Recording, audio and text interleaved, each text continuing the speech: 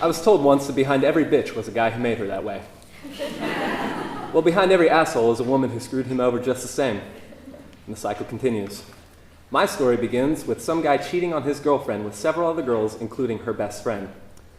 Little did I know that the emotional stress of these events would cause her to leave her hometown and drive her into my life, change the way I see love for good. I was 16, a junior in a small-town high school in Virginia, and my longest relationship up to that point had been a lengthy 2 weeks total. Yet I wasn't worried at all about not finding the one or knowing what it meant to be in love. Funny how life has a way of turning around on you when you least expect it. And that's when I met her, Olivette, the fair-skinned beauty I didn't know I was waiting on. After getting to know her for a few weeks and doing my best to prove that I wasn't going to sleep with every girl she knew, she actually asked to be my girlfriend. We started hanging out every day that we could, and we went to see movies, took trips out of town, and did our homework together. I was head over heels in love, and it didn't matter what I did as long as I was with her. I vowed to never be like that asshole that had broken her heart. A saint among men, a savior to a broken-hearted woman. The glory of such titles was enough to keep me believing that I could rise above and be the man who was different from the rest.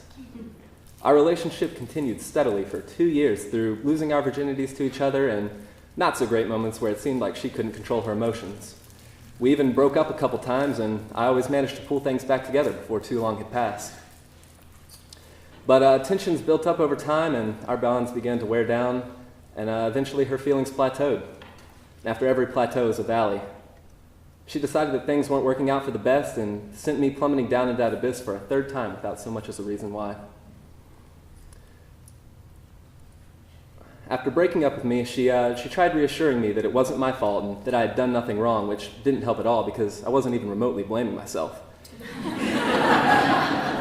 If it wasn't something that I had done wrong and I didn't want it to be over, why was it? It didn't make sense.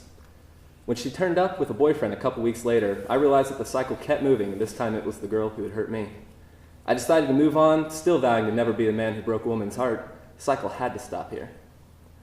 Through those few years, I kept in contact through Facebook with a girl in the area named Chrissy, but I'd never actually met her in person. She was cute, a hipster with short hair, a look I absolutely adored. My ex knew that. Chrissy was, in theory, everything I needed to be happy again, so I asked her to meet me for a nice day in the city. She brought her single friend, I brought my single friend, and we all hit it off and had ourselves a wonderful day in town. Showed her all of the secret spots I knew about, from the retro coffee shop to the fair trade store to the guitar shop, where I sang her some songs and slipped her name into a few of them. It was really smooth. The day progressed with several rightly played moves, and as night fell, we retreated to my friend Eli's house. His parents were out of town, we had a house to ourselves, and we were guys. We all talked for a few moments before we found our way to separate bedrooms, and, well, I hit a home run. Had I found what I'd been looking for? Was this the girl for me? The night came to an end, and you can bet we both made plans to see these girls again. The next weekend, Eli and I made a trip out to their town and had ourselves another fun day, this time accompanied by Chrissy's sister, Jenny. Jenny was adorable, a great photographer, and desired the same adventure-filled life I did.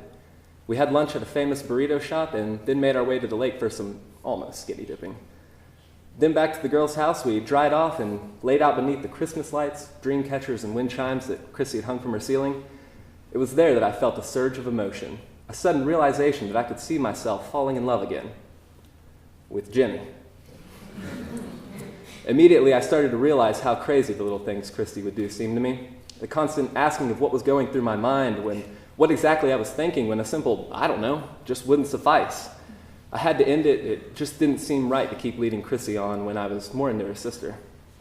I suddenly understood why it's not wise to go from hello to heyo all in the same day, and Facebook pictures don't really reveal craziness. In sleeping with Chrissy, I had inevitably become the thing I hated most, and the cycle continued.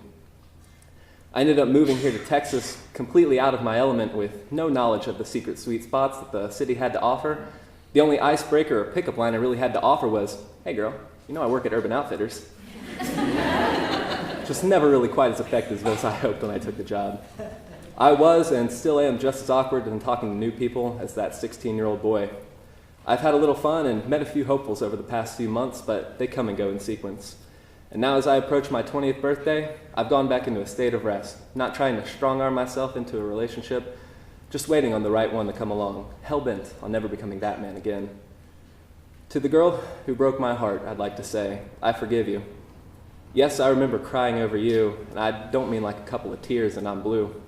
Talking about collapsing, screaming at the moon, but I'm a better man for having gone through it. I know what I want now as far as relationships go, and you've given me the knowledge I need to achieve it. To the girl whose heart I broke, I'd like to say I'm sorry. I hope you forgive me. I never meant for things to end up the way they did, and I hope you can really succeed where I failed and stop the cycle at us. And finally, to my future self, just want to tell you not to ever worry. You're going to make some mistakes, but someone out there is looking for exactly what you're offering. Any time spent looking will be completely worth it once you've found her. Then you can focus on making her the happiest girl in the world. Just keep your head up and never forget to enjoy your life. I'll see you soon.